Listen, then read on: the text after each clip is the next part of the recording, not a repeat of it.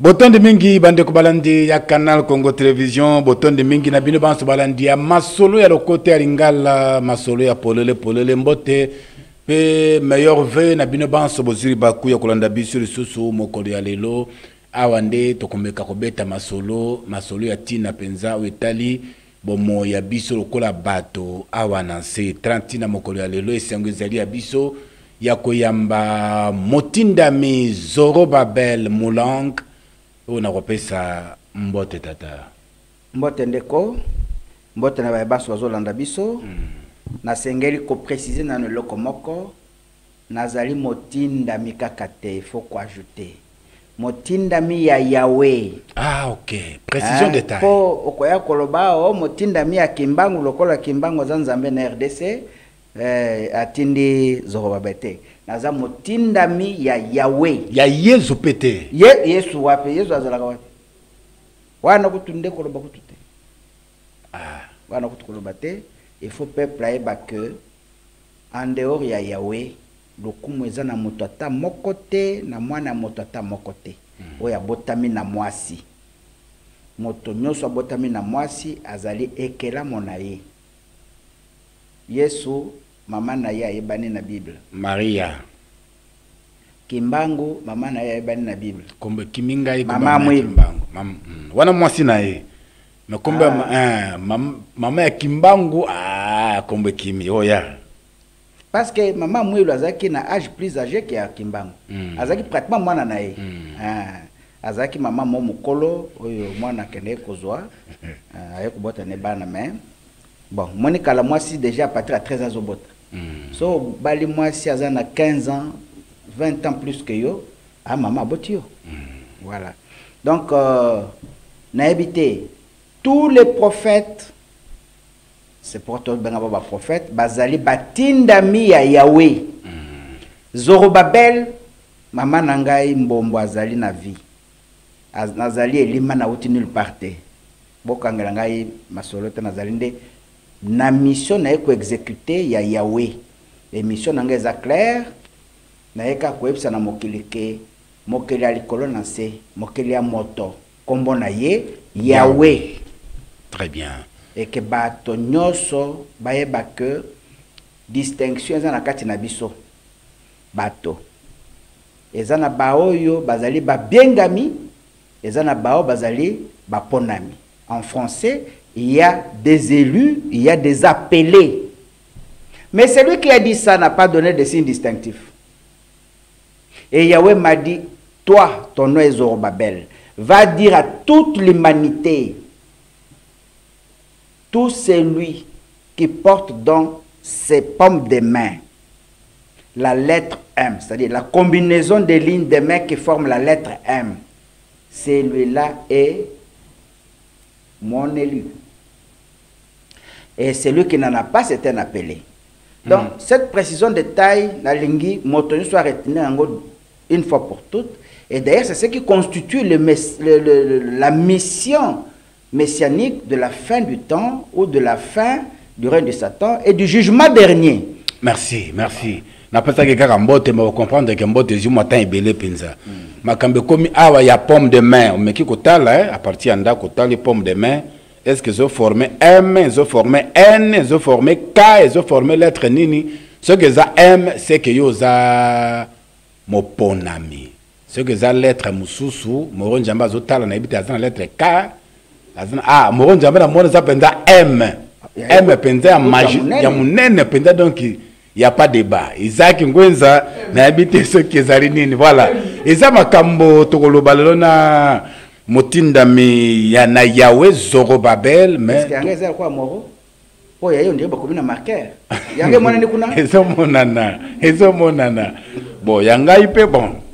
Bon, voilà. Lelo na Motindami na Yahweh Zorobabel tokolobe ali kambetali koneto la matope enlèvement. Ete ya makamingi eyemba mana banzembo bongo lelo Motindami na Yahweh Zorobabel akomeka kobeta sete kosembola likambetali enlèvement. Est-ce que ça kapenda likambo na solo que un jour nkolo akoya kozwa biso po akende na biso wapi na likolo na esika nini motindami Zorobabel akomeka kopesa biso éclaircissement na makambo oyo mokoli ya lelo. Alors bozalaki penza bato ebele na masolo leki oyo bobengaki biso mingi ndeko ambele na Allemagne. Ozalaki penza moto osepelaki makasi na Zorobabel opesaki ba félicitations bandeko mosusu awa na Monga Lima bengaki biso en tout cas félicitations na ndeko Zorobabel bandeko na Lubumbashi babengaki biso félicitations na Zorobabel. Merci na bino. Alors Zorobabel ye oyo lelo makambo etali enlèvement na beaucoup se motindami na Yahweh bandeko basimba nini pona oyo etali enlèvement elingi koloba nini? En tout cas na tondo botondi yambo tena développer thème bato bayeba que enlèvement ezali lokuta ya monene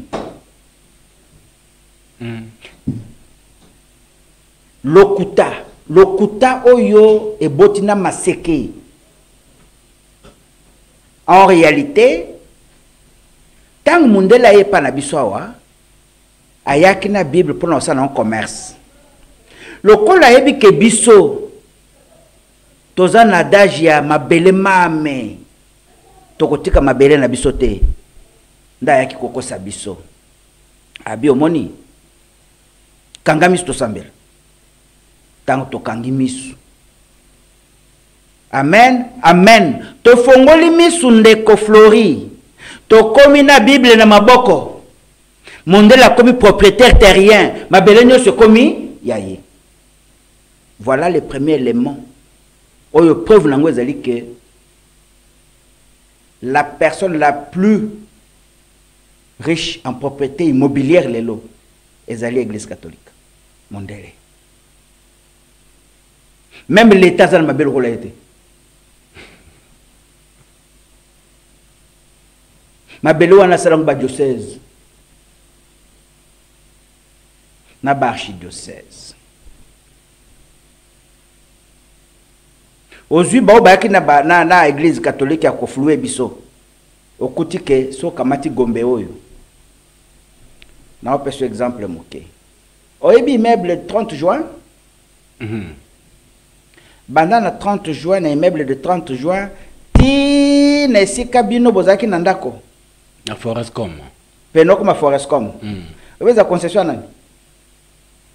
Ya nani? Ya famille royale belge. Toute cette partie t'es aux Mongala des étrangers, notamment la famille royale. Et na 90 la famille royale habite encore là-bas. Donc moi famille na bango zaki na noa na zo vivre na peut na bon moy. Aujourd'hui d'autres communautés, toujours occidentales, ne bakolo mabele aux hommes même bien Gombe ou eza banco.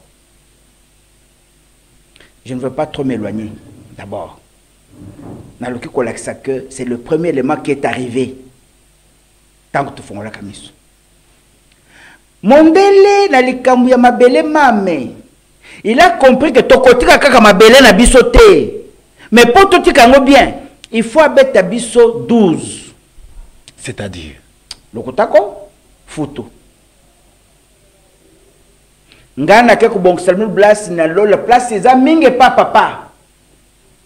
Nazo ko bino. Bande ko balandi bo limisi mo ke pona place yoana. Donc tango ils ont la carte Bible. Non, je vais lire. Peut-être ils ont une blague. Mais bon que zo kende bat baza ko comprendre ka te. Je crois que c'est un agent hein. Chapitre 14. Nazo banaka na chapitre 2. Balobi Yesu ndaza koloba. O to benga ka Yoshua. Il y a plusieurs demeures dans la maison de mon père. Si cela n'était pas, je vous l'aurais dit. Je vais vous préparer une place. Ça s'engage sa responsabilité. Verset 3. Et lorsque je m'en serai allé et que je vous aurai préparé une place, je reviendrai et je vous prendrai avec moi, afin que là où je suis, vous y soyez aussi. Et ça, le kuta? Lokuta ya makasi oyo nazo mituna.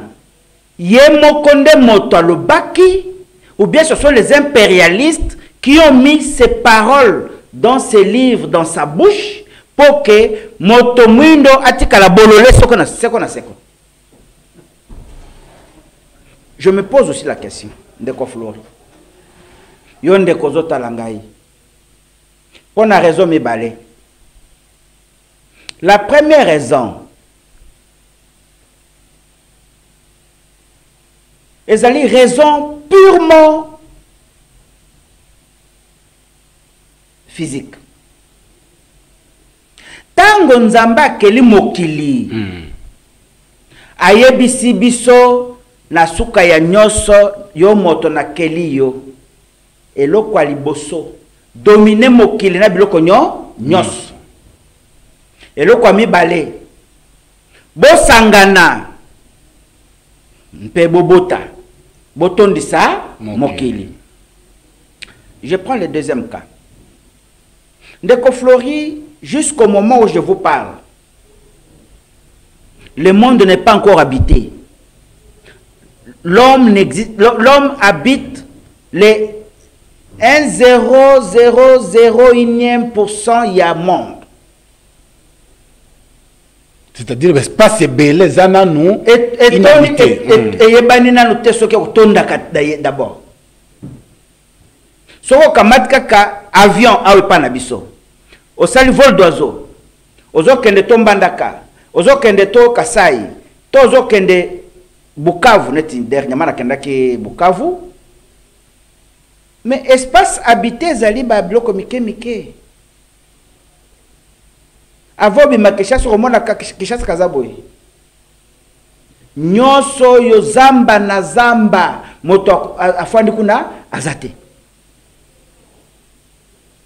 Alors, toti kana noa.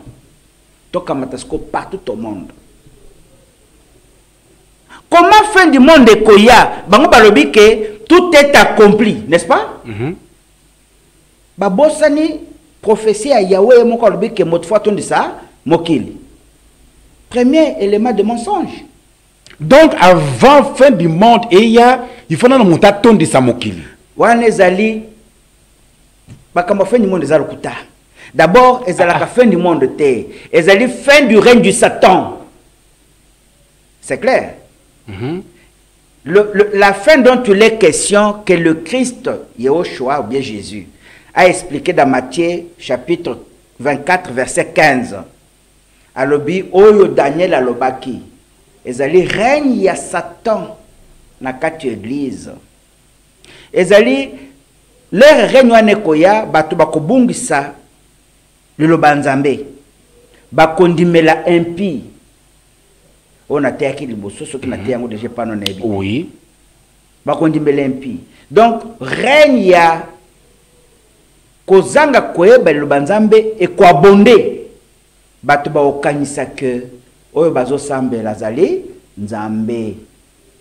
Ezalaki prévu pour na batu babunga mingi. Et le quoi liboso. Et cela est arrivé. Et Kokisami. Et c'est Kokisami. Mais, parce que la Bible dit, tout est accompli en Jésus, partant de la loi. Hein? Les prophètes, les psaumes, tout est accompli. Mais que dit les livres de Genèse? Le livre de Genèse dit, vous devez remplir la terre. Ma belle est noté. Quand le fameux Jésus vient et dit, non, ce monde est dominé par... Au coup blessé, le fameux Jésus, hein? Oui, ndamwa bato bazali na mayele bako comprendre que na boy kokota justement na bosoto ya blasphème. Parce que, parenthèse, Yehoshua azalaki descendait à la tribu de Juda. Tribu de Juda Batomindo. Voilà. Mais bino bozo sambela non pas Motomindo mais Mondele. Les rayaki alobi na eko boma saba mibe kwa nzambe te.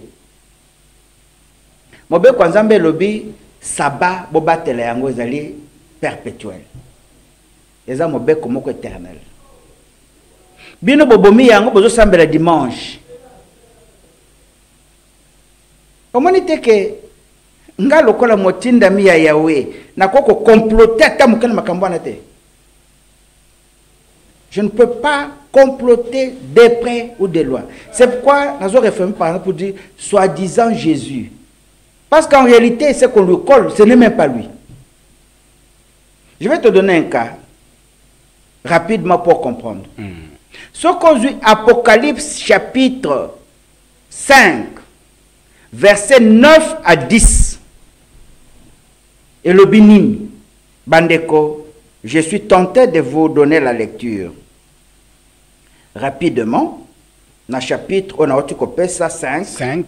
Verset 9 à 10.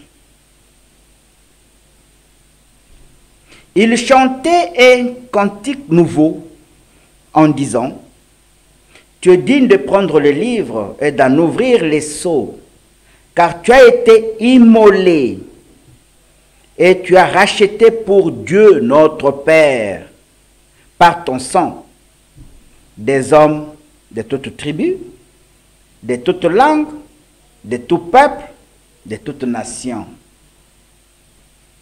Verset 10.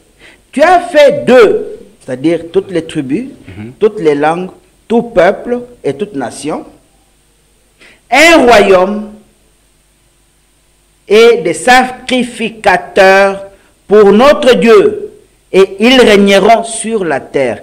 Apocalypse, la révélation, la dernière. Ce n'est pas à l'homme d'aller vivre au ciel. C'est pour régner sur la terre. Hein, papa? Ah. Maintenant, la version pour Bandek, on a Jean 14, je crois. Na verset 3. Jésus-Christ a dit, a ko bongisa esika et puis akoya kozwa biso de façon que sika ya kozala biso pe tozala wana lokola.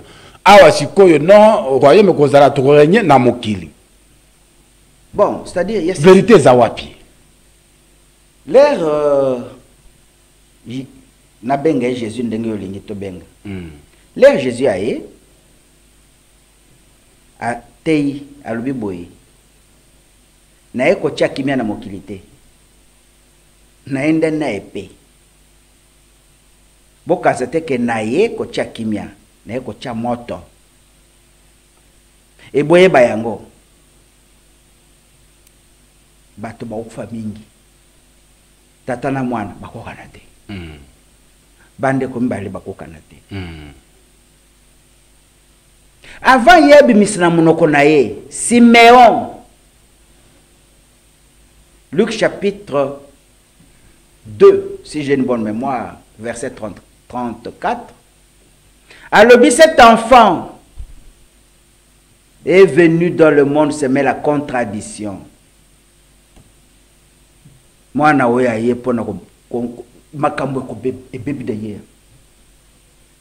gens ont vu dans cet enfant s'attendait à Ibaki vigno, plante à vigno. Où est-ce koya? Hein? Yende aye à Salignoso, comme s'il était vraiment le vrai Christ. Parce que na bilembo ya Christ ya Israël. Ezaki na makamumina ya misato. Ya liboso esengela ki afwana na kiti ya bokonzi ya tata na ye David. Et le peuple lisant bien la prophétie, et nga ke tia ye déjà na kiti ya bokonzi ya kimi de ezaki ete. Ezaki ete. Akimaka. Ezaki ete. Ya mibale. Ésaïe chapitre 11 verset 4. Dernier tiré lobi bokeba. Soki mwana wana ye akoboma ba démon nyonso par le souffle de sa bouche. Nga Yahweh nakotia molimo na ngai na kati na ye, nakotia esprit na ngai nani souffle na ngai na monoko na ye. Soki akutani na méchant akoboma ye. N'est-ce pas? Mais l'air mwana we aye akutani fou moto aliboma ya Gadara. Gadara. Moto aliboma rappelaki ye. Na yebi ke yozali mwana ya Nzambe ya likolo. Na yebi. Un peu plus to yebi. Parce que zanga mokote. Nous sommes une légion. Donc démon nyosu ya monde sangana ki na kati ya mutu moko ya liboma.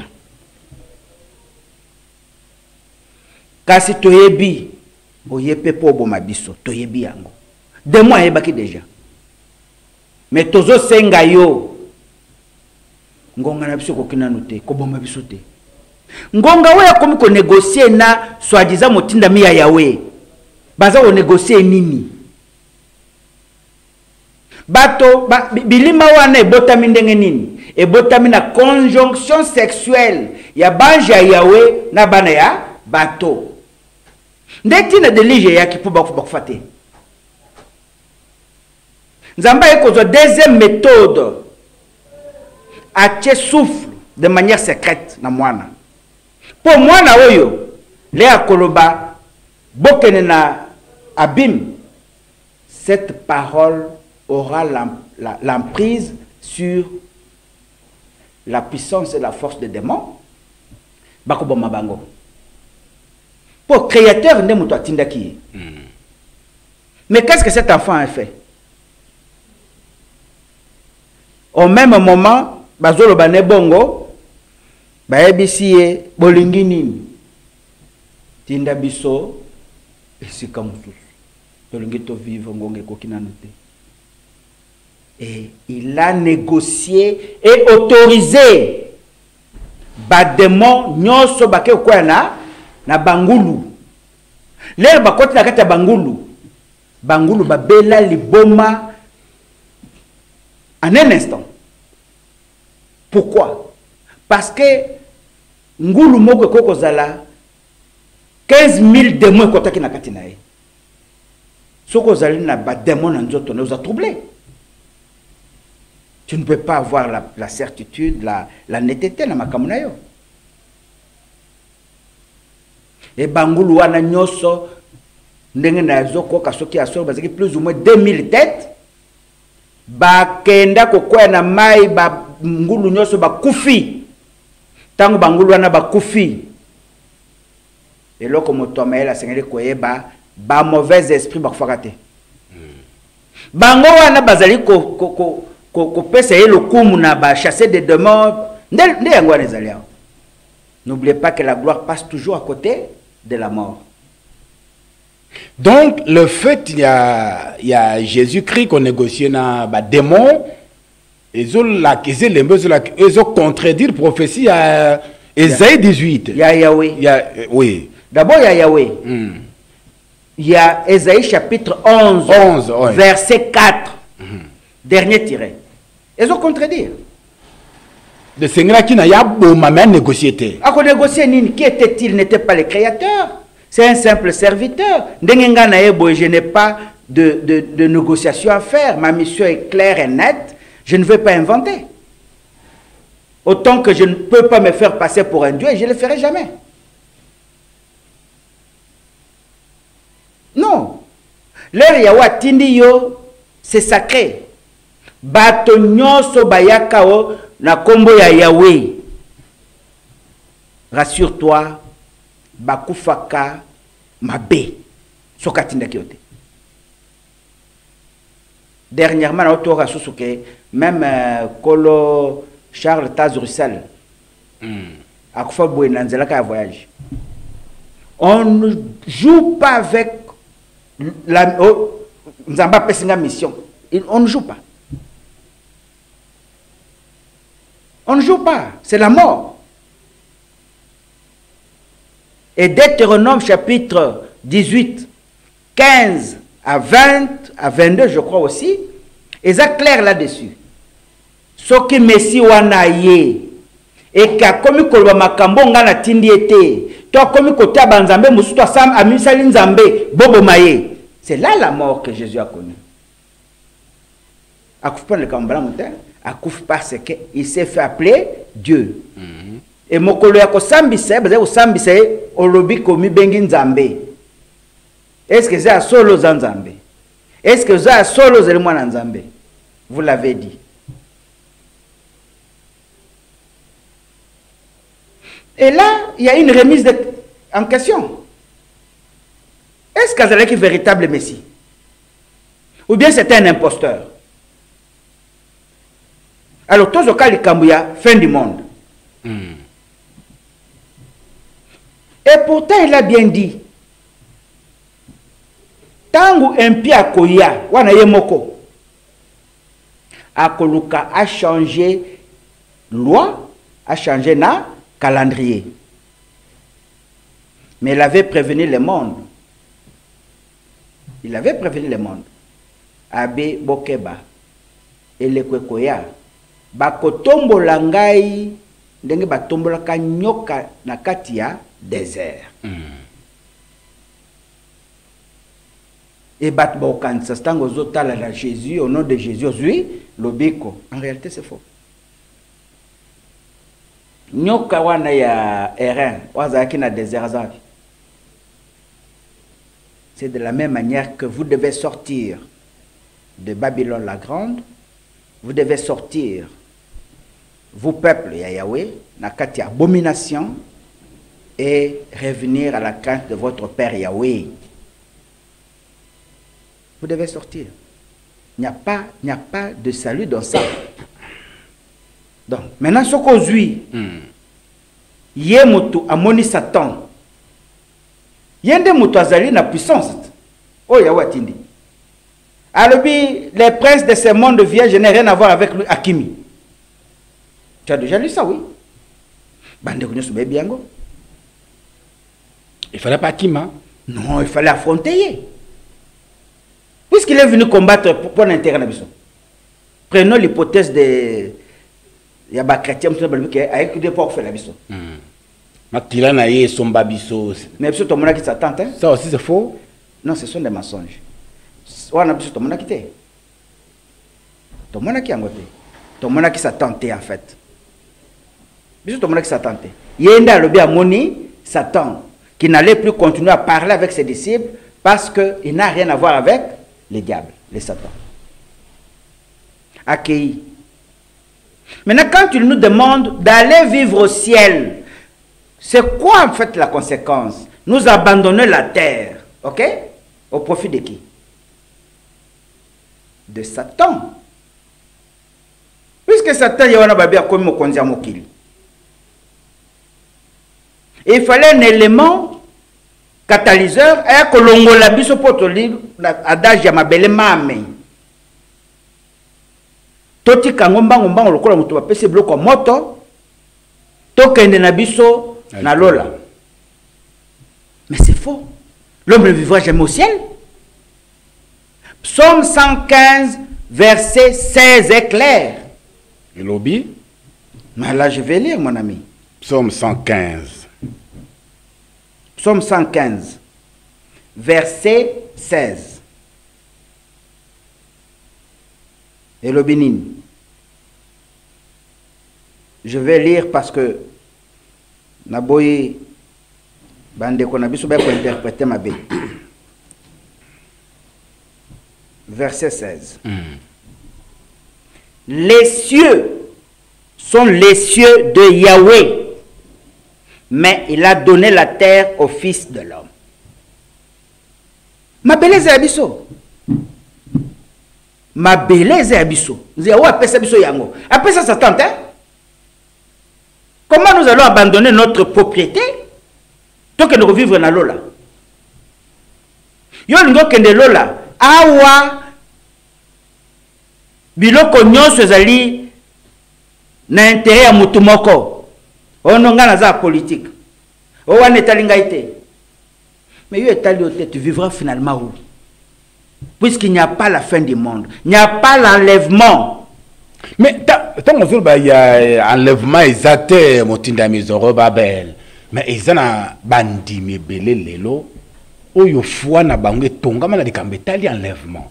Bazo zela yango mai na miso. Mitema ya kofungo maboko polole mitema polole mokolo yango koka. Christa ya kamata bango ba kende pa ya tata me. Tant que enlèvement exact. Na yona bango na bungi nzela motinda mizo. Bango ba bungi nzela pona ba agent ya Satan o ba kota na église. Ba yende ko bungi sabato mingi na loba ya Nzambe. Na tangelo Bible ndenge lobi. N'est-ce pas? Yoshua le raza kote ya bato, azaki kote ya bato na nzoto oyo. Ezali nzoto ya lolendo. Amani? Na lukuta na kati. Nzoto oyo. Mais pour ye ososolo yo mtozo landanga ndeko que ezalaki nango 12 landanga malamu. Tango Yoshua kufi tozo version bazo présenter ka kufi. Ase kwete? Est-ce que soki moto asekwe na nzoto wana ekosaka lususu? Ekosaka te? Ekope kokosa susu te? Tozo mokande à Luc.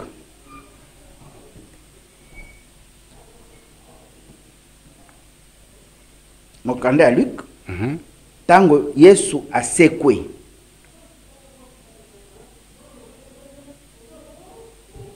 Tango asekwe akutani na bayekoli na ye.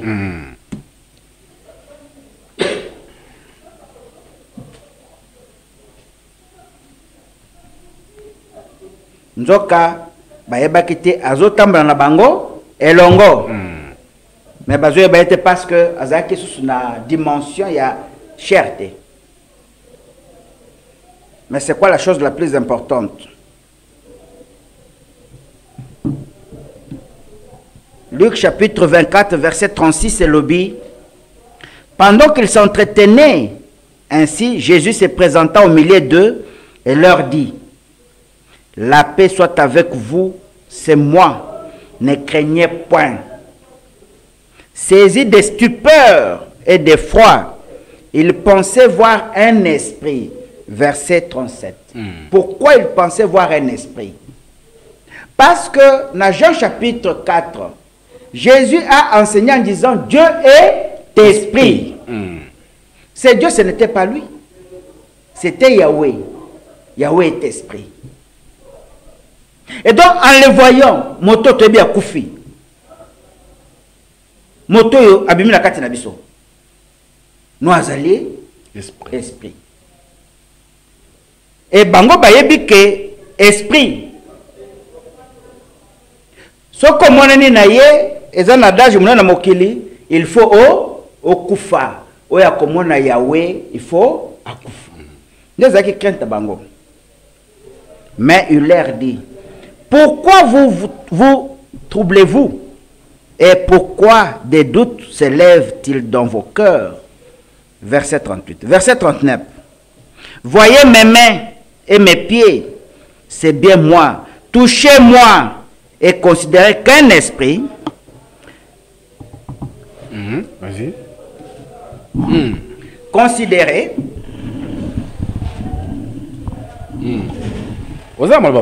Considérez qu'un esprit n'a ni chair ni os, comme vous voyez que j'en ai. Et ainsi parlé, il leur montra ses mains et ses pieds. Comme dans leur joie, ils hésitaient encore à croire et ne revenaient pas de leur étonnement.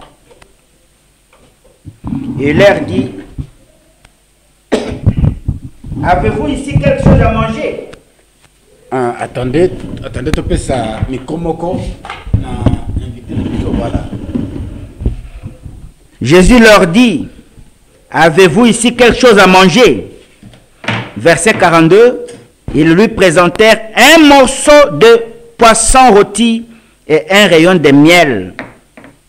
Il les prit en mangeant devant eux.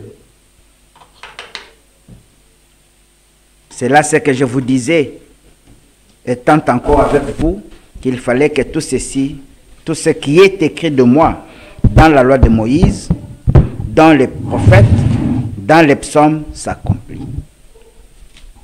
Nakanisi bandeko,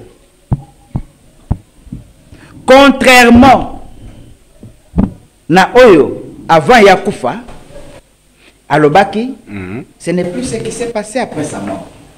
Parce que, dit-on, un fantôme ne peut pas mentir. Soza na nzoto astral, ba ekosaka te. Oyo ekosaka ezali nzoto tolati ya lolendo. Tu ne peux plus mentir. Soko kamati approche de ce tout à l'heure. Alobi yebisa bango, je suis le rejeton et la descendant de David. Alobi c'est dans Zambé. Sauf que plus loin, Bartholomé il faut pas se prosterner. Na oya fandi sur le trône na lola. Jésus a fandi na trône na lola ta. Na lola bazo présenter comme un agneau. Agneau ezali. Agneau ezali nyama. Agneau ezali mwana ya meme. De la benga agneau. Nyama. Comment va ressemble la nyama? Pourquoi ressemble la nyama? Sambela oyo azali na trône. Oyo les 4 êtres vivants basambelaka. Oyo les 24 veilleurs bakumomelaka. Oyo banjelu nyonso bazokumomela. Voilà la mission ya Zorobabel. Ezali aspect nango oto benga ya le sambo, hein? Te remontrer nos sociaux de manière claire. Mais d'abord, toi, est-ce que l'enlèvement était-il un canular ou une vérité? Quand il précise,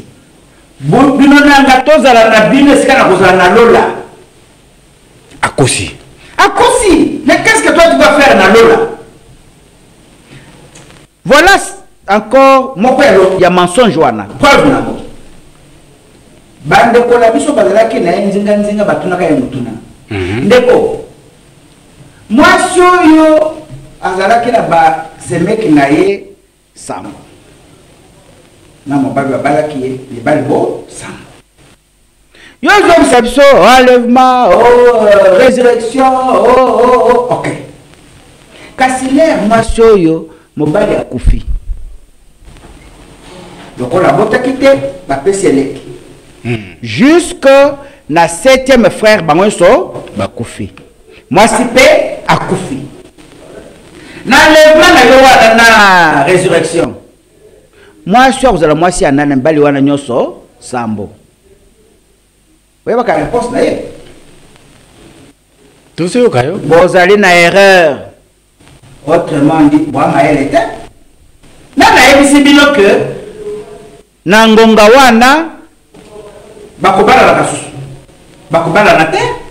Puisque na maman wana ekozala moto akoza na sexe ya mwasi te, to sexe ya mobali te, bazala kola ba angelu ya nzambe na lola. Est-ce que vocation ya moto ya wana ezali ya koboma ya espèce humaine bozonga bino su banjelo ya yawe na l'autre? Ce n'est pas ça la vocation de l'homme. La vocation de l'homme, c'est ce que nous sommes avec nos femmes. Toto ni samokili. Tu accomplir Genèse. Genèse. Et même Yemoko, Sokotangi, Matthieu, non, Luc chapitre 12, verset 22, si je ne m'abuse pas. À l'objet petit troupeau, ne craignez rien. Il a plu à votre Père de vous donner le royaume. C'est le royaume de la terre. Ce n'est pas au ciel. Mais le but, ezanini na ba pasteur ou bazali lelo ba kolinga ko continuer mission satanique. Amani? Mission divine de satanique Motinda Zorobabel. Satanique, ben je vous donne un cas.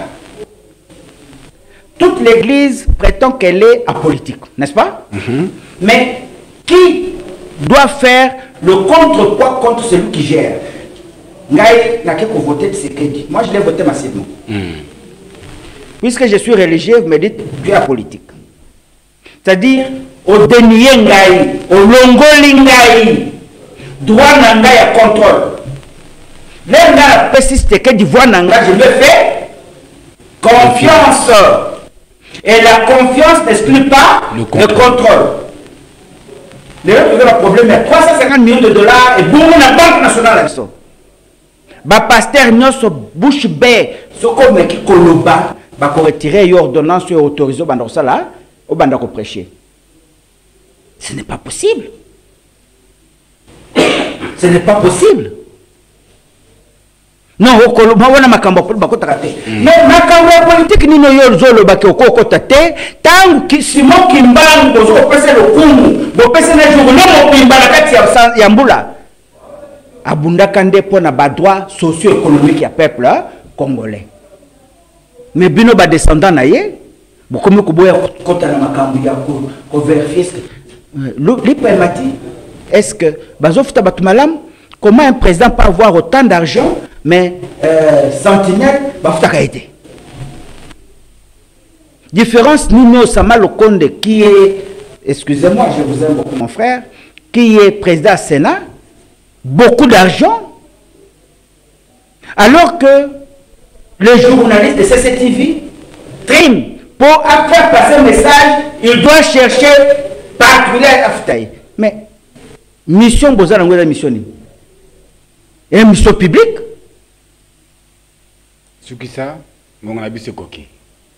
C'est pour dire que Balingaki va détourner Motonyoso, en particulier Batumindo à l'époque, la gestion des choses publiques.